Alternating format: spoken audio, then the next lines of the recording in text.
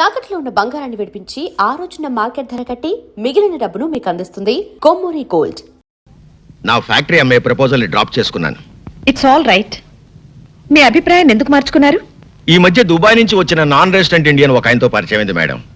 ఆయన మా బిజినెస్ లో 60% షేర్ తీసుకోవడమే కాకుండా మా ప్రొడక్ట్స్ కి ఎక్స్పోర్ట్ ఆర్డర్ కూడా తెప్పిస్తున్నారు. I see, very good. నేను కూడా మీ ఫ్యాక్టరీ కొని అదే చేయాలనుకున్నాను. ప్రోడక్ట్ లోకల్ మార్కెటింగ్ తగ్గించి ఎక్స్పోర్ట్స్ పెంచారనుకోండి, రెండు వైపులా ప్రాఫిట్స్ బాగుంటాయి. ఎక్స్క్యూజ్ మీ, సారీ డిస్టర్బ్ చేసినట్టున్నాను. భలేవరే బాబాయ్, రండి రండి. ఓ రావు గారా, నమస్కారం అండి. నమస్కారం అండి. బాగున్నారా? ఏమాయ్, ఏమిటో నన్ను రమ్మని ఫోన్ చేసావుట? మీ పిన్ని చెప్పింది.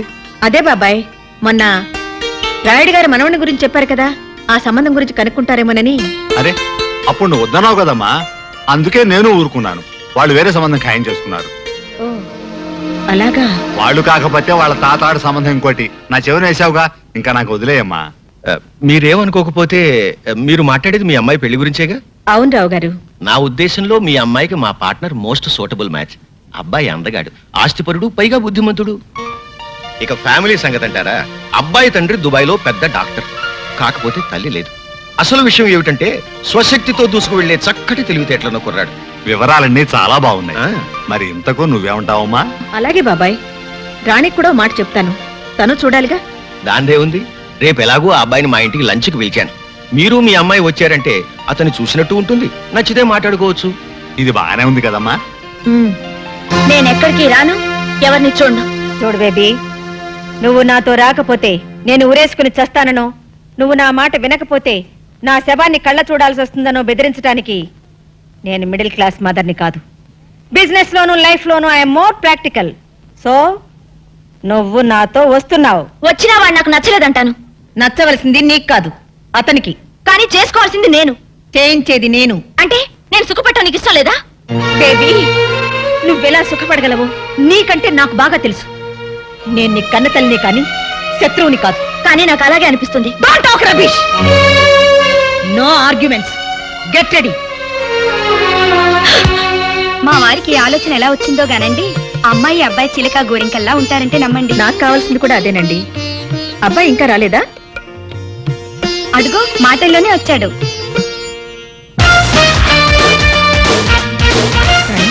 అటు చూడు, అతను కొంచెం మాధవ్లా లేడు. లేడు లేడు అడ్డమైన ప్రతివాడు మాధవ్లా ఎందుకుంటాడు?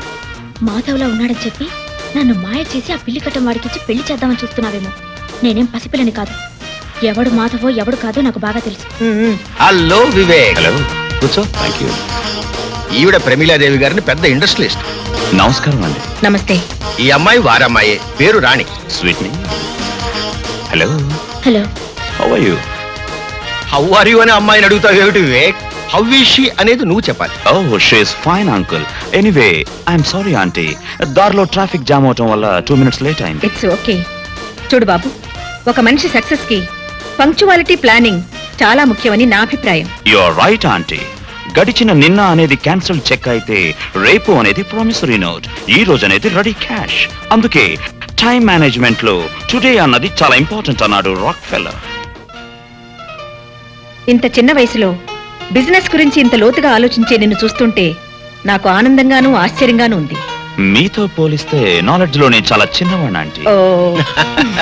బాగుంది. మీ ఇద్దరు ఇలా ఒకరినొకరు అభినందించుకోవడం చూస్తే నాకు ఆనందంగానే ఉంది. ప్రమీలాదేవి గారు, మా ఇల్లు చూడకూడదు ఒకసారి? ఓ yes.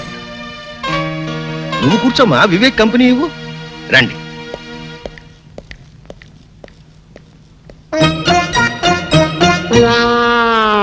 కూర్చోండి. మరేం లేదు, మనం ఎదురుగా ఉంటే వాళ్ళిద్దరూ మాట్లాడుకోవడానికి ప్రైవసీ దొరకదని పిలిచానంతే. I see. కౌసల్య, భోజనానికి ఏర్పాట్లు చూడు. అలాగే.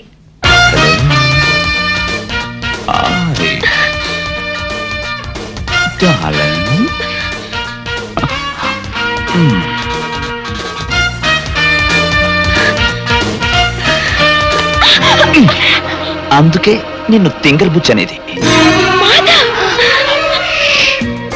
ఏమిటిది? ఇదంతా ప్లాన్లే, అదంతా తర్వాత చెప్తాను కానీ ముందు అలా కూర్చో. కూర్చో కూర్చో కూర్చో కూర్చో. ఇదిగో, నేనెవరో తెలియనట్టు, నేనంటే నీకు ఇష్టం లేనట్టు మీ అమ్మ దగ్గర తెగ రెచ్చిపోవాలి, అర్థమైందా? అలా చేయాలంటే నువ్వు పని చేయాలి. ఏం చేయాలి? నాకు ముద్దు పెట్టాలి. అబ్బాయి నచ్చాడండి. అయినా పెళ్లి విషయం నేను మాట్లాడితే ఏం బాగుంటుంది? అన్ని విషయాలు మీరే మాట్లాడి అతనికి కూడా నచ్చితే వెంటనే పెళ్లి జరిపిద్దాం. అలాగే.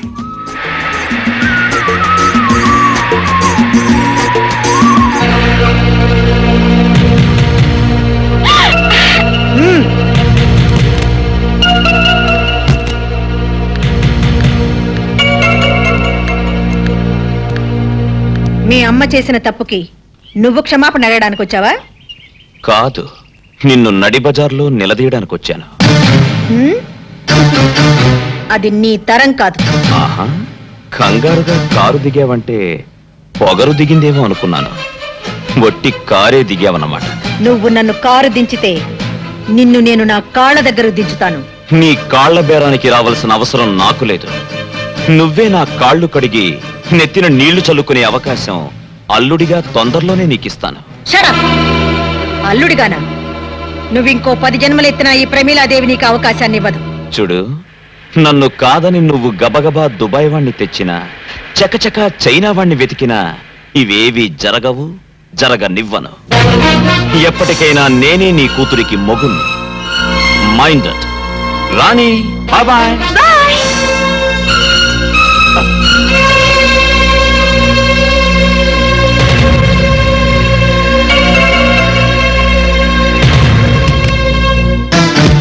సుమిత్ర, నేనేమిటో తెలిసి కూడా నువ్వు నా మీద ప్రయోగాలు చేస్తే నీ కొడుకు నీకు దక్కడు. నడి రోడ్డు మీద నీ కొడుకు నన్ను నిలదీయడం, అదిరించి బెదిరించి అల్లుడు కావాలనుకోవడం నీ ఆలోచన అయితే అర్జెంటుగా నీ పద్ధతి మార్చుకోవడం మంచిది. లేకుంటే ఈ ప్రమీలాదేవి పరపతి ఏంటో ప్రాక్టికల్ గా చూడాల్సి ఉంటుంది.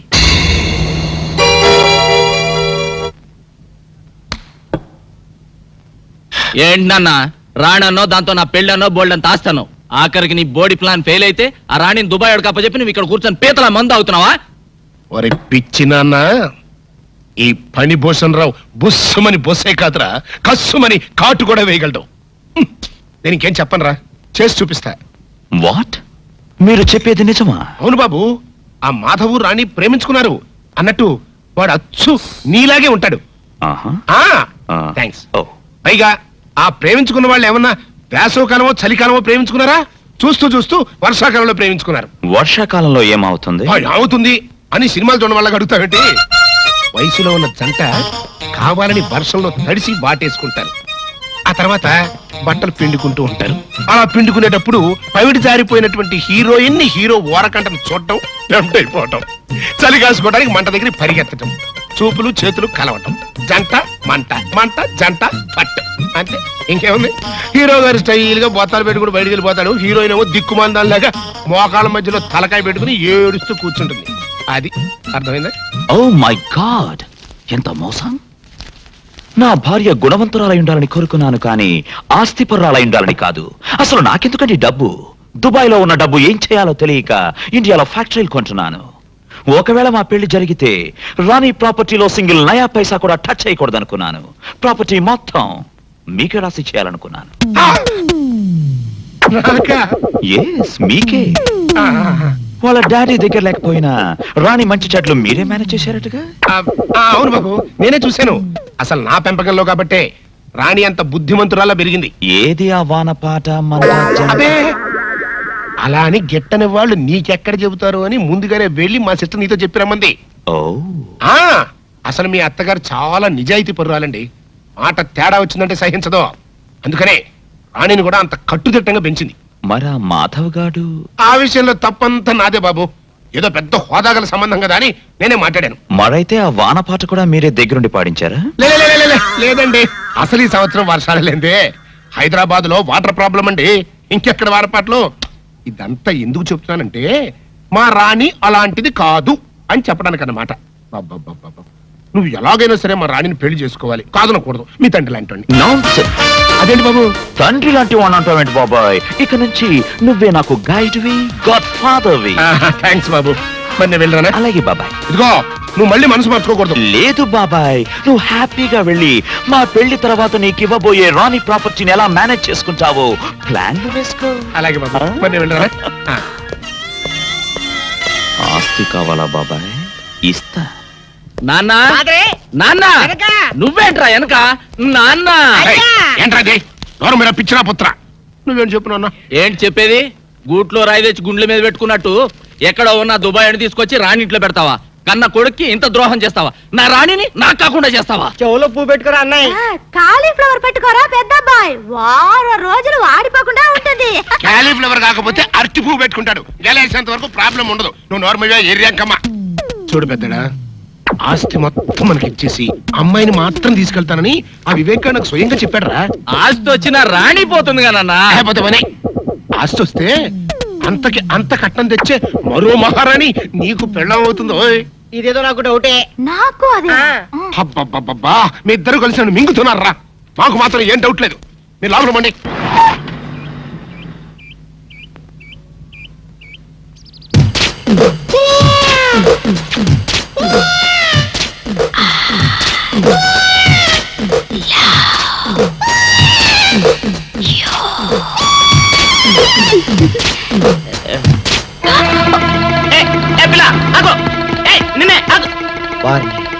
దొరికినట్టే దొరికి జారిపోయిందే. పాపా దొరికిపోయావు. కారు నెంబర్ దొరికింది. నీ అడ్రస్ పట్టేస్తాను. ఏమిటి, వివేక్ ఇష్టం లేదని చెప్పాడా? ఎందుకని? మాధవ్కి మీ అమ్మాయికి మధ్య జరిగిన ప్రేమ వ్యవహారం అంతా ఎవడో రాస్కల్ వివేక్ చెప్పేశాడమ్మా. ఎవరు చెప్పారో పేరేమని చెప్పాడా? చెప్పాడమ్మా. అబ్బా, మింగుతున్నారు కదండి. చల్లమ్మా, జరగాల్సింది ఏదో చూడక ఆడెవడో సన్నాసి గురించి మనకెందుకు చెప్పు. రావు గారు మీరు చెప్పండి, ఎవరతను? దేవుడా దేవుడా, నా పేరు చెప్పండి చూడు తండ్రి. మాధవ్ చెప్పేటమ్మా. మాధవా? వాడా? వాడినైతే నరికి పోగులు పెట్టిన పాపలే. అన్నయ్య నువ్వు ఊరుకో. చూడండి రావు గారు, ఇందులో దాచడానికే ఉంది. రాణి మాధవులు ఇద్దరు ప్రేమించుకునేది నిజమే. వాళ్ళ ప్రేమ పెళ్లి దాకా వచ్చింది కూడా నిజమే. కాకపోతే వాళ్ళది దగాకోర్ల కుటుంబం అని తెలుసుకున్నాక రాణి కూడా మాధవ్కు దూరంగా ఉండడం ప్రారంభించింది. ఆయనింటి పిల్ల తనకు కాకుండా పోతుందన్న అక్కస్తో లేనిపోనివి కల్పించి చెప్పాడా మాధవ్. ఎలాగైనా సరే వివేక్తో మీరే సర్ది చెప్పాలి ప్లీజ్ రావు గారు. నాకు తెలిసినంత వరకు వివేక్ తన జీవితంలో తొలిసారిగా ప్రేమించింది రాణిని. అతడికి నచ్చ చెప్పడం, ఒప్పించడం పెద్ద కష్టమైన పనేం కాదు. నేను మాట్లాడతానుగా. సరే వస్తానమ్మా. మంచిది.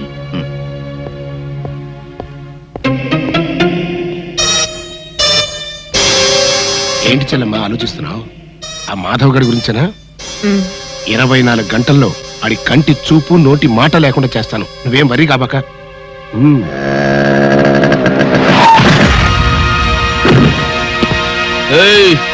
ఏం బే కళ్ళు కనబట్లా? ఏంట్రా కళ్ళేంట్రా, నీ ఒళ్ళు కూడా క్లియర్ గా కనిపిస్తోంది.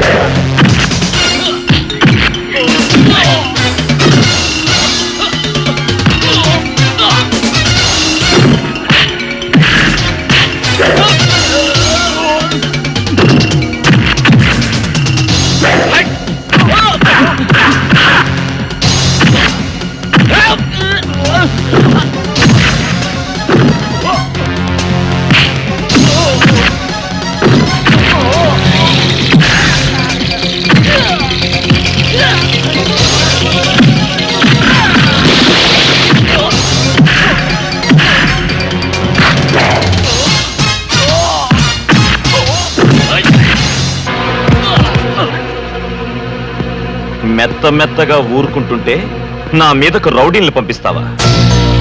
మనతో పెట్టుకుంటే ఎవరికైనా ఇదే పరిస్థితి. Be careful. ఏంటా లుక్? ఈసారి కొత్త ఎత్తు వేద్దామని ఆలోచిస్తున్నావా? నీకా ఛాన్స్ ఇవ్వను.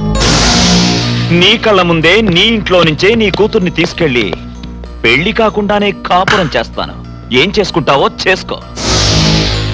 రాణి, రాణి, రాణి రా వెళ్దాం. ఎక్కడికి? అవును నేను రాను. ఎందుకని?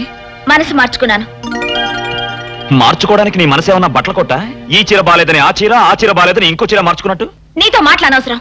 తల్లిదండ్రులకు దూరమైన ఆడపిల్ల బ్రతికేమిటో రాత్రి స్టార్ టీవీలో ఓ సీరియల్ చూసాక అర్థమైంది. నైట్ అంతా సీరియస్ గా ఆలోచించి ఓ నిర్ణయానికి వచ్చాను. ఆ నిర్ణయాన్ని మాత్రం ఇవాళ జీటీవీని చూసి మార్చుకోవని గ్యారంటీ ఏంటి? మార్చుకోను. ఎందుకంటే ఇవాళ నుంచి నేను టీవీ చూడటం మానేసి మా మమ్మీ చెప్పినట్టుగా వింటాను. That's my daughter. అవును మమ్మీ, ఇవాళ నుంచి నేను నువ్వు చెప్పినట్టే నడుచుకుంటాను. ఏమిటి ఇంకా నిలబడ్డావు? నా కూతురు ఈడ్చి ముఖం మీద కొట్టినట్టు చెప్పినా నీకు అర్థం కాలేదా? నీ కూతురేదో నా కోసం తెగ ఆరాట పడిపోతుంది అనుకుని వచ్చాను గాని దేశంలో అమ్మాయిలు కరువే కాదు.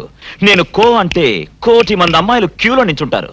నువ్వు మీ అమ్మాయి దుబాయ్ వెళ్ళి ఆ ఆయిల్ బావులో దూకండి. మమ్మీ, నాలో ఈ మార్పు చూసి షాక్ తిన్నావు కదూ? అవును మమ్మీ, నువ్వు చెప్పిందంతా నిజమే. Baby, I'm proud of you. I love you baby, I love you. ఆహా, తల్లి కూతుళ్ళు అనే తెలుగు సినిమా చూసినట్టుగా ఉంది.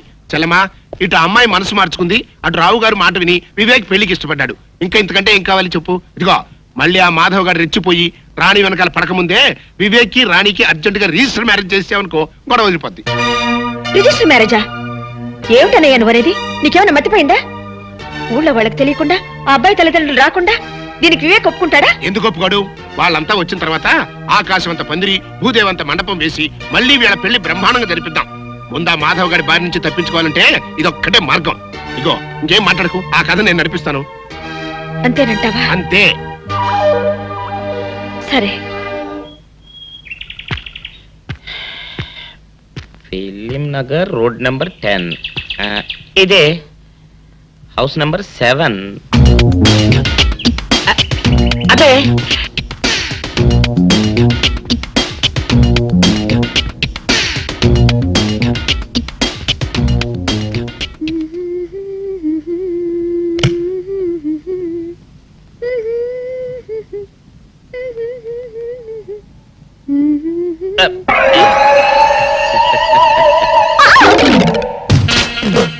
పాపా, నేను ఒకటి అడగనా? ఏంటది? మరి అడుగు. అదే, నువ్వింత అందంగా ఉంటావు కదా, మరి ఎవ్వరు దొరకనట్టు చూస్తూ ఈ ఫేస్ ని ఎందుకు లవ్ చేసావు చెప్పవా? వద్దులే రాజా, చెప్తే బాగోదు. మరదే పాపా పాపా పాపా పాపా చెప్పా ప్లీజ్. చెప్తాను కానీ నువ్వేమనుకోకూడదు. నేనేమనుకోను. కోపడకూడదు. కోపట్టమా? నిన్న అది జన్మలో జరగదు. మొగుడు అందగాడైతే ఎప్పుడు ఏ ఆడది వల్లో వేసుకుంటుందో, ఎక్కడ ఏ సెకండ్ సెటప్ పెడతాడోనని కట్టుకున్న పెళ్ళం భయపడుతూ చావాలి. అదే నీలాంటి వాడు అనుకో, పగలు చూస్తే రాత్రి కల్లోకి వస్తావని ఏ ఆడది నీ మొహం చూడదు కదా. అందుకే నా మొగుడు నాకే సొంతం అన్న టైపులో ఏరి కోరి నిన్నే లవ్ చేశాను. ఎలా ఉంది నా ఐడియా? అవును డాడ్, మీరు అడుగుతున్నారు కాబట్టి చెప్తున్నాను. నేను ఇక్కడ అమ్మాయిని చూశాను, ఇష్టపడ్డాను. పేరు రాణి. నో, మీరు అవునన్నా కాదన్నా రాణి నా భార్య అవుతుంది. That's all. విన్నావా బాబాయ్? నేను ఇక్కడ రాణిని పెళ్లి చేసుకుంటానంటే అక్కడ ఆయన. నీ సమస్య నాకు అర్థమైంది బాబు. దీనికి ఒక్కటే మార్గం. ఏంటది? రాణిని నువ్వు వెంటనే రిజిస్టర్ మ్యారేజ్ చేసుకోవడం. Register marriage? అవును బాబు. ముందు కోపం తెచ్చుకున్నా ఎంతైనా కన్న తండ్రి కదా, తర్వాత ఆయన ఒప్పుకుంటాడు. ఐడియా బానే ఉంది కానీ. బాగానే ఉంది కాదు, బ్రహ్మాండంగా ఉంది. ముందు నువ్వు అను. సరే, మీ ఇష్టం.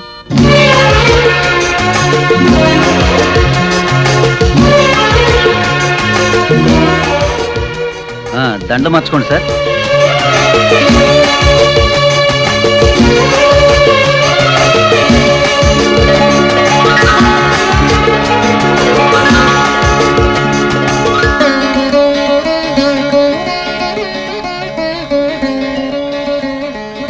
ముందు కుడికాలు లోపల పెట్టరండమ్మా.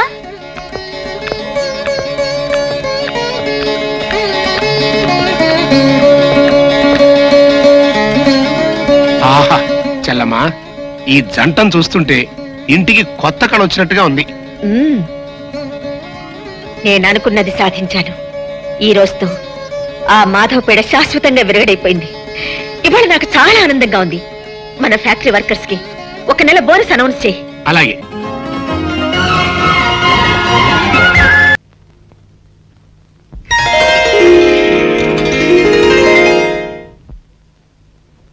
ఆంటీ, ఏంటి వివేక్? నా గదిలో హడావిడి ఏంటి? అది చూడు బాబు, ఎంత అత్తగారైనా అలాంటి విషయాలు ఆవిడ గారిని అడిగితే ఎలా చెప్తుంది చెప్పు? పెళ్ళయ్యాక వయసులో ఉన్న మీ ఇద్దరిని విడివిడిగా ఉంచడం విధాయకం కాదు కదా. అందుకని ఇవాళ రాత్రికి శోభనం కార్యక్రమం ఏర్పాటు చేసింది. సారీ, కుదరదు. అవునా ఆంటీ, నాకు పెళ్ళైన విషయం ఇప్పటిదాకా మా డాడీకి చెప్పలేదు. ఇప్పుడు శోభనం కూడా సీక్రెట్ గా జరిపిస్తే ఏం బాగుంటుంది? ముందు ఆయనకి చెప్పాలి. ఆయన ఆశీస్సులు అందుకున్నాకే మిగతావన్నీ. హలో, ఎవరండి మాట్లాడేది? అలాగా, ఒక్క నిమిషం లైన్ లో ఉండండి. బాబు వివేక్, మీ నాన్నగారి దగ్గర నుంచి ఫోన్ అయ్యా. ఇప్పుడు ఆయన గురించి తలుచుకున్నావు. ఆయన గారి దగ్గర నుంచి ఫోన్. ఆయనకు 100 ఏళ్ళ ఆయుష్. మాట్లాడు. హలో డాడ్, వివేక్ మాట్లాడుతున్నాను. అవును డాడ్. సారీ డాడ్, అనుకోకుండా నా పెళ్లి ఇక్కడే అయిపోయింది. సారీ చెప్పాను కదా డాడ్. ఏంటి, ఈవినింగ్ ఫ్లైట్ బయలుదేరి వస్తున్నారా? Thank you dad, thank you very much. I'll come and receive the airport. Bye. ఏం లేదంటే ఒక్కగానొక్క కొడుకును కదా, చెప్పా పెట్టకుండా పెళ్లి చేసుకున్నందుకు డాడీ కోపడ్డారు. మాట్లాడి కన్విన్స్ చేశాను. మమ్మల్ని ఆశీర్వదించడానికి దుబాయ్ నుంచి వస్తున్నారు. అలాగా, ఇవాళ వస్తున్నారా? ఓ, నాకు చాలా ఆనందంగా ఉంది బాబు. అన్నయ్య, నువ్వు వెళ్ళి ఎయిర్పోర్ట్ లో ఘనంగా రిసీవ్ చేసుకో. మళ్ళీ హోటల్ అది అంటారేమో, నేరుగా ఇంటికి తీసుకొచ్చేసేయ్. ఏం బాబు? సరోజ, లక్ష్మి, చూడమరాని, ఆడదాని జీవితంలో తొలి రాత్రి సెకండ్ షో సినిమా లాంటిది. నిద్ర వస్తున్నా చూడాలని ఉంటుంది, చూస్తుంటే నిద్ర వస్తుంది.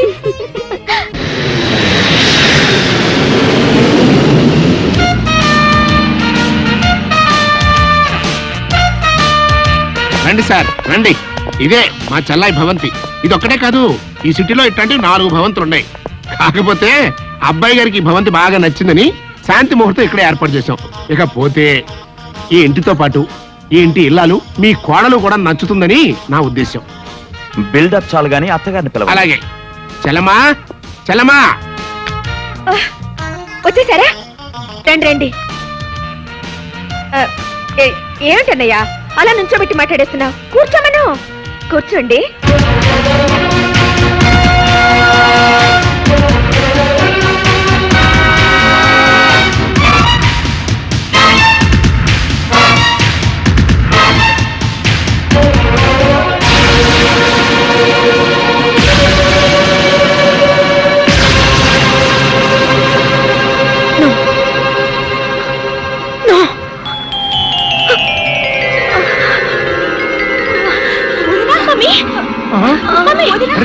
ఏంటి చెల్లమ్మా ఉన్నట్టు పడిపోయావు?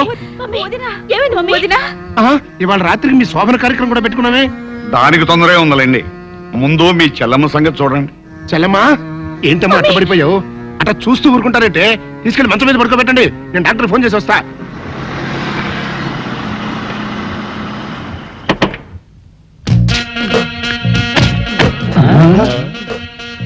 మీరనుకున్నదొక్కటి అయినది ఒక్కటి, బోల్తా కొట్టారు రా. ఏంట్రా సూపులో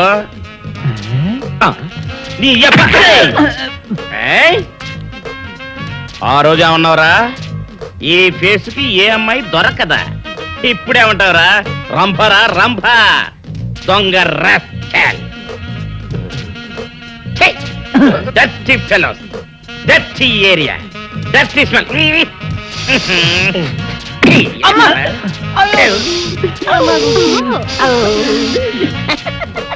Come on, darling, come on. ఏమిటి బాబు నువ్వు చెప్పేది? ఆ మహాతల్లి నీ భార్య. అసలు మీ ఇద్దరు ఎందుకు విడిపోయారు? చెప్తాను అత్తయ్య గారు. నేను మోహను రావే కాకుండా మాకు రామకృష్ణ అనే ఒక ప్రాణ స్నేహితుడు ఉన్నాడు. వాడికి ఒక్కగానో కొడుకు. వేసవి సెలవులకి వాడు ఫ్యామిలీతో సహా తిరుపతి వెళ్తూ నన్ను కూడా రమ్మన్నాడు. నాకు ఇంకా అప్పటికి పెళ్లి కాలేదు. మేమంతా కలిసి సరదాగా కారులో తిరుపతికి బయలుదేరాం.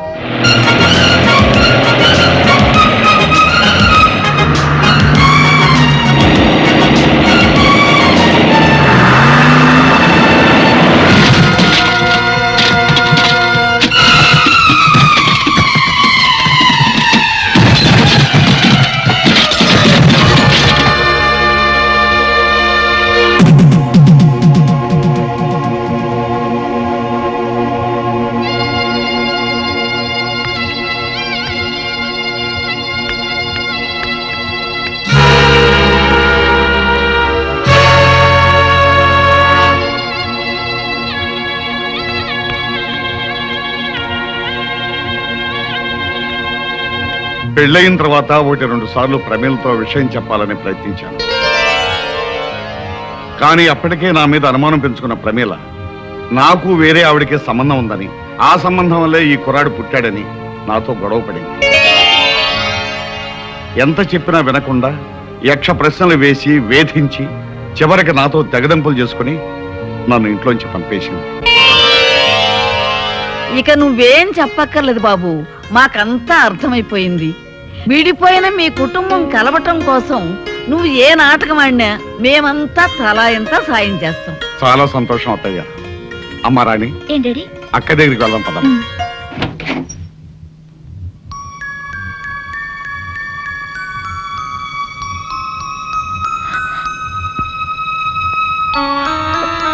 అమ్మా మధు, ఊరుకోమ్మా, ఊరుకో.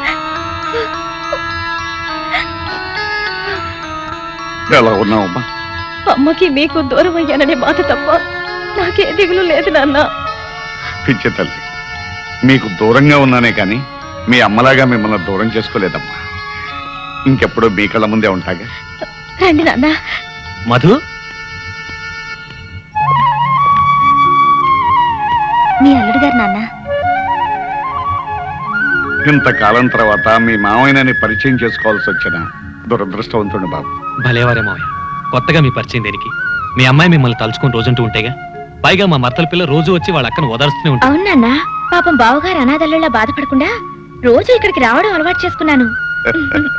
చిన్నపిల్లవైనా నీ పెద్ద మనసుకి గర్వపడుతున్నానమ్మా. అంతకన్నా గర్వపడే విషయం మరొకటి ఉంది మావయ్య. మీ పెద్దమ్మాయి నన్ను తండ్రిగాను, మిమ్మల్ని తాతగాను ప్రమోట్ చేసింది. చాలా సంతోషం అమ్మా. నీకు పసుపు కుంకాలు ఇవ్వలేకపోయినా నువ్వు నన్ను తాతం చేస్తున్నావు. మీ ఆశీర్వాదం ఉంటే నాకు అంతే చాలు నాన్న. ఏ జన్మలో ఏ పాపం చేసుకున్నాము. మన కుటుంబంలో అందరూ ఒకరికొకరు కాకుండా అయిపోయాం. నేను అనుకున్నదంతా జరిగి మళ్ళీ మనందరం ఒకటయ్యే రోజు కోసం ఎదురు చూద్దాం.